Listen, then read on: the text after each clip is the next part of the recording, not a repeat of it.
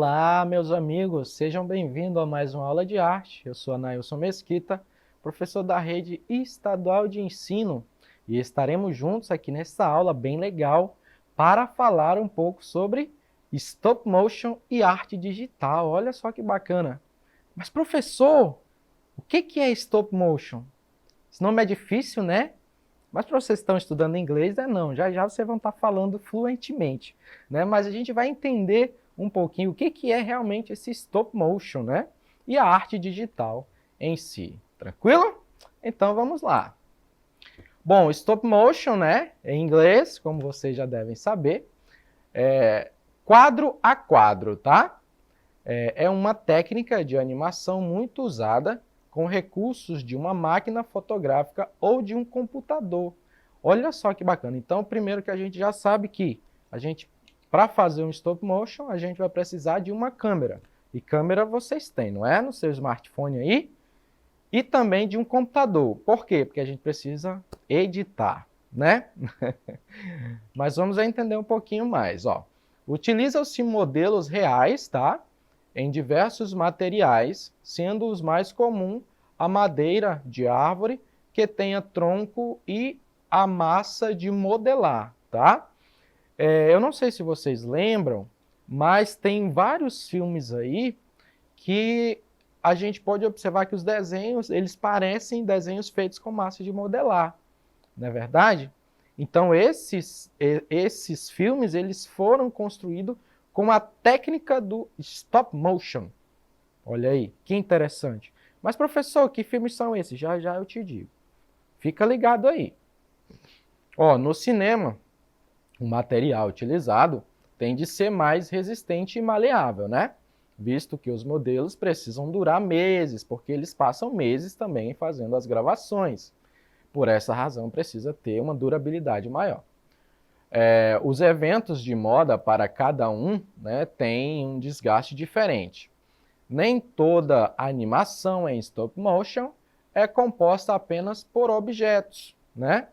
Atores humanos também podem ser utilizados. São necessários aproximadamente aí 24 quadros, olha só, note isso aí, 24 quadros, no mínimo, para criar 1 segundo de animação. Agora complicou, não foi? 24 quadros. Deixa eu só explicar para vocês. Vocês vão tirar uma foto 24 vezes e aí vocês vão editar essa foto colocando quadro depois de quadro, tá? Esses 24 só vai dar 1 segundo, tá? Então não vai durar muito tempo. Então é preciso que a gente fotografe um pouquinho mais. Mas é assim que começa a identificação do movimento no stop motion. Tranquilo? Dependendo do processo, tá? Então, dependendo do processo que você for utilizar, são tiradas até 600 fotos ou mais dos artistas. Olha só que interessante, tá? Os modelos são movimentados e fotografados quadro a quadro, né? Esses quadros são posteriormente montados em uma película cinematográfica, tá? Criando a impressão de movimento. Nessa fase podem ser acrescentados efeitos sonoros, como fala ou a música, tá? Então, como eu havia dito, né? Você pode tentar fazer um stop motion aí com vários artifícios que a gente tem, né? No nosso smartphone. Nós temos vários editores aí que hoje a gente pode fazer pelo próprio celular. Mas dependendo da sua forma de produção, você vai ter que tirar várias fotos para poder colocar uma depois da outra. Vocês já viram aquelas fotos que a gente tira, né? Várias fotos, a gente tira e vai visualizando no celular e parece que elas estão com movimento? A pessoa vai rindo ou a pessoa fica triste? Essa é a técnica do stop motion. Só que quando você vê, ele já está todo editado, né, num computador. E aí também tem outros efeitos sonoros, como a música, né? E assim sucessivamente. Um dos mais conhecidos filmes, olha só, para quem estava querendo saber dos filmes, com a técnica de stop motion, foi O Estranho Mundo de Jack, de 1993, de Henry Selick, e o roteiro de Tim Burton. Aí nós temos A Fuga das Galinhas, aí já mais recente, bem mais recente, né? 2000. Muita gente gosta, né, desse filme. Eu também acho bem bacana, de Peter Lorre e Nick Park. O Wallace e Gromit, tá? De Steve Box e Nick Park. Coraline e o Mundo Secreto, 2009 já, de Henry Selick, tá?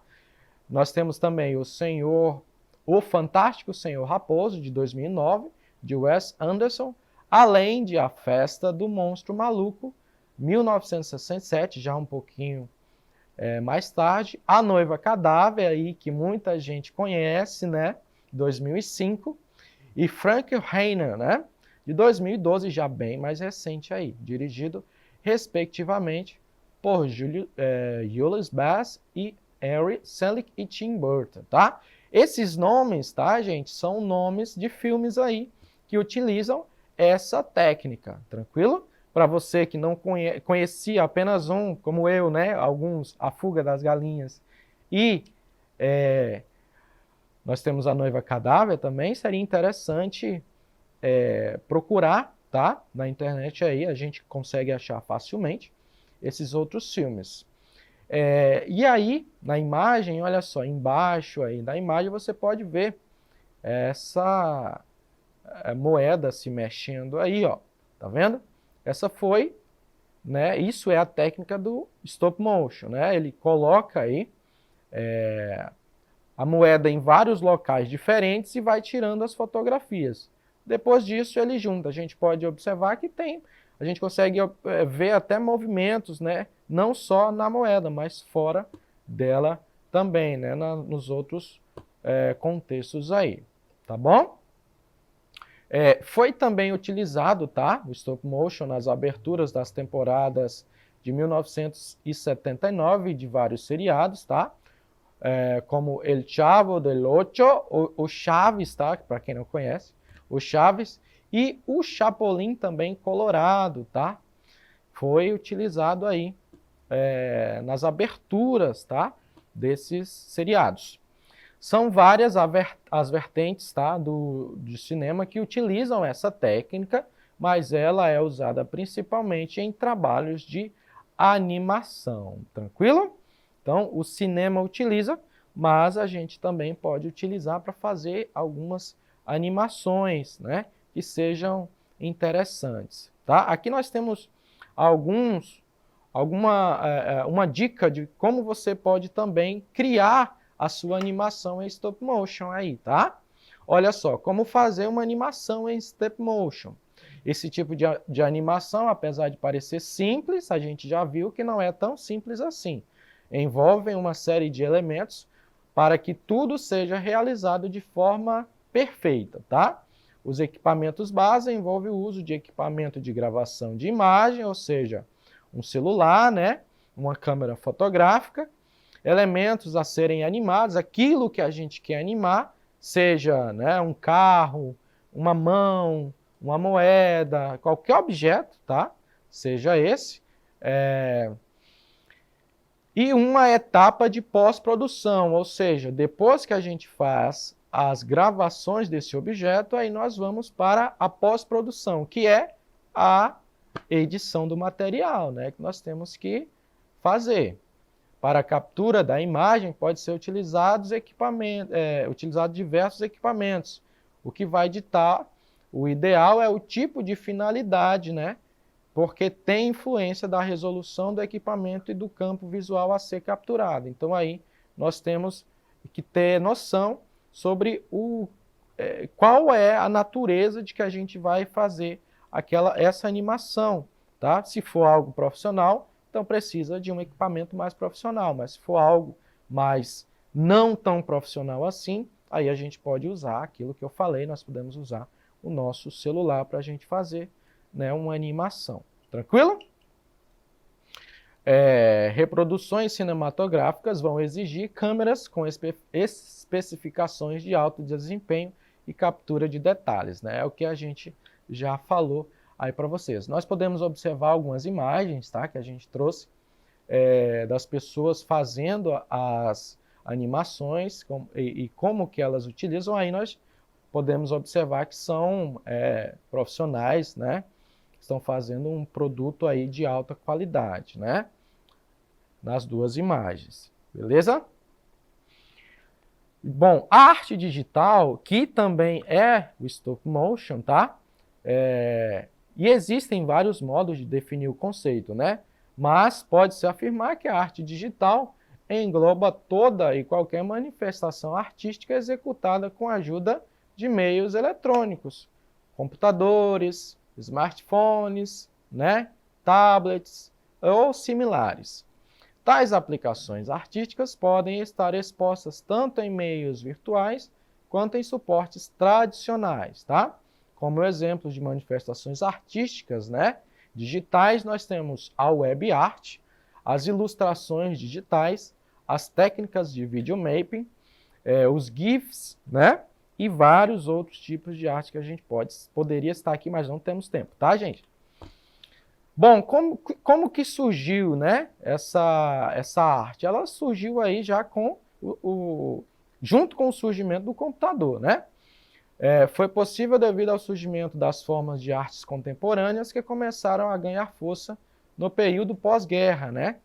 Quebrando seu vínculo com as tradições e regras rígidas do movimento modernista, que por sua vez havia substituído as escolas de arte academicistas dessa época, né?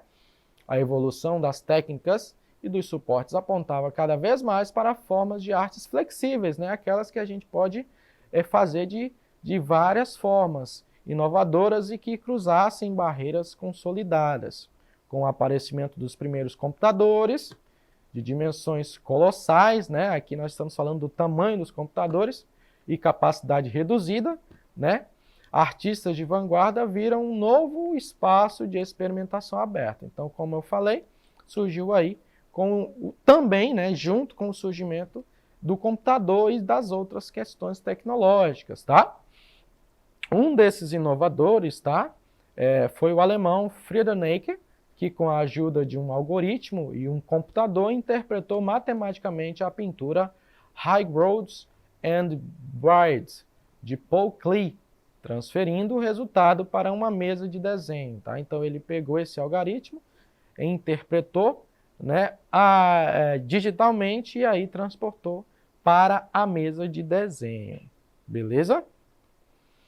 Já em 1967, dois engenheiros de computação, tá, da Bell Labs, que existe ainda até hoje, utilizaram um cartão perfurado de computador para traduzir uma fotografia capturada para a linguagem ASC2, né? O resultado foi a obra Nude, que ganhou destaque em jornais de grande circulação, tá? Então aí a gente pode observar que a arte digital, ela é esse conceito aí de várias formas de arte dentro da questão virtual, dentro do mundo virtual, dentro da questão digital, né?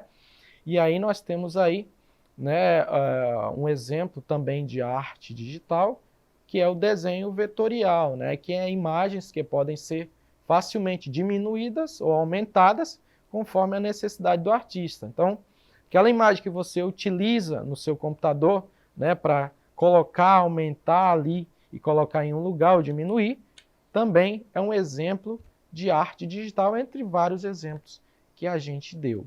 Tudo bem?